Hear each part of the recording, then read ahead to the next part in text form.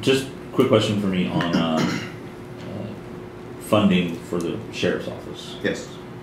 You had mentioned about having a larger county facility in the North County.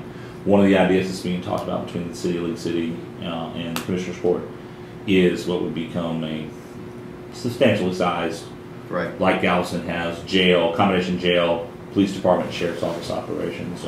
What's your opinion of that project, or that proposal, right, I should say? I talked to the sheriff a few weeks ago, and the takeaway that I had from that meeting was that the sheriff's facility doesn't need to be anywhere the size of the facility here, because it's not going to serve in the same function. Mm-hmm. And therefore, I think I put in my answer, I'm not opposed to a partnering, but it appears to me, and again, I'm a League City resident, it appears to me that the lion's share of this project is League City's responsibility, and that the county and the sheriff's department need a much, much smaller, basically a processing presence and maybe a holding cell. So it appears from what they're asking for, the majority of it falls on them. And I'm also averse to saying, let's go build something every time I need something. There's a lot of available inventory out there from facilities. Can we get a long-term lease that would be a lot more reasonable for the taxpayer? It's already built. We can move in 6 months versus 3 years of construction. I don't like overall government's attitude, let's build something new. We may not have to build something new. Maybe it already exists and we can move into it. Along the same lines, obviously, is county judge, you got the whole county to talk about. There's been concerns, Bolivar Peninsula, west Galveston County, Santa Fe, Hitchcock area, and then over San Leon and Bay Cliff, about the lack of patrols. Yes. And can you just address that issue of how, obviously, the sheriff needs to have the budget to do it, but right, how would you, given the tightness of the budget, the debt service and everything that's out there right now? That kind of goes back to a question you previously asked, how do you get buy-in from the elected officials? And that's one that I've got to, work with the sheriff on. People need professional, reliable law enforcement in all aspects of the county, but we're solely responsible for the unincorporated parts of the county. So we need to ensure that through efficiencies, somehow we are able to provide the security they need. And I'm told that, of course, during spring break and the weekends in the summertime, that the need is 4 or 5 times what it is any other time. This seems to me like a great time to utilize your reserve component of your sheriff's department, because you don't need them except occasionally. And I've never been well, that's not technically true. I was a sheriff's deputy to fly the sheriff's airplane for a little while, but I've never been a law enforcement official. So they're the ones who can best answer what they need and when they need it. And it's my job to work with the sheriff to give him the resources. And maybe it's freeing up resources he already has, and that's where we talked about, we're not firing people, we're going to make it more efficient, and you don't need 3 people in this department now, and they've got more boots on the ground in Bolivar and unincorporated areas. You also make an interesting point, though, that people who live in incorporated cities make that choice. That's right. They pay more for it. That's right, and I need to amend my answer now, because I had not heard a single thing that people in unincorporated areas were concerned about until 2 nights ago. They said, how do we get rid of these 8-liner machines? That was the first time they asked me anything that related to the unincorporated. I was in San Leon, and I said, well, that's a good question, and I'm going to research and get back to you. And I talked to Constable Matrenga yesterday, and I said, how many are there? She goes, I bet there's at least 20. I said, wow, I didn't know there was 20 just along the drag there in San Leon and Bay Cliff. And that was going to be a question. Have you looked at, obviously the state legislature has a role. Correct. In that. The DA has said that several times. The state legislature needs to get serious about defining what is and what is not permissible. And I talked at length with Constable Matrenga. It's just not that easy. You've got to have a confidential informant who will help you know when you can raid the facility. One of the things that I talked to Jack Brody about was, can't we somehow pull their liquor license? If you pull their liquor license, I'm guessing they're out of business. And if that doesn't work, how about we just plant a TV camera out front and videotape everybody that comes and goes? I think that'll put them into them pretty quick.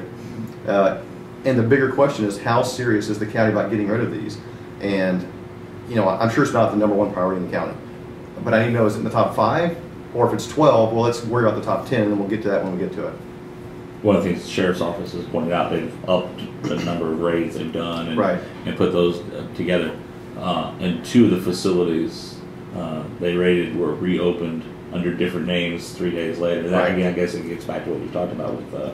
And that, my guess is that is something that I have always said. Make up all the rules you want as a government. I'll get around them somehow, legally. And I think that's what they're doing. So we as a government need to be more innovative and say, okay, let's put up barriers that you can't get around. If this is designated a gambling property, I don't know what you do exactly, but that's where we have to have some innovative thinking and some new thinking. How do we put up barriers that you can't get around? Because people who are in a for-profit motive are going to figure out a legal way to get around them. We're going to comply with the letter of the law, but we're not going to comply with the spirit of the law. If that's what we need to do to continue our gambling business. Last question for me: a lot of talk about the constable and JP precincts consolidating down. Yes. What's your opinion on that? How would you go about it? It really goes back to the Air Force training I had. There are very few times when consolidation is not a good idea. That streamlining. What we have to be careful about, and I think I put this in my answer, is that in consolidating and streamlining, we're not losing anything. We're not letting people drop off we're still getting the job done.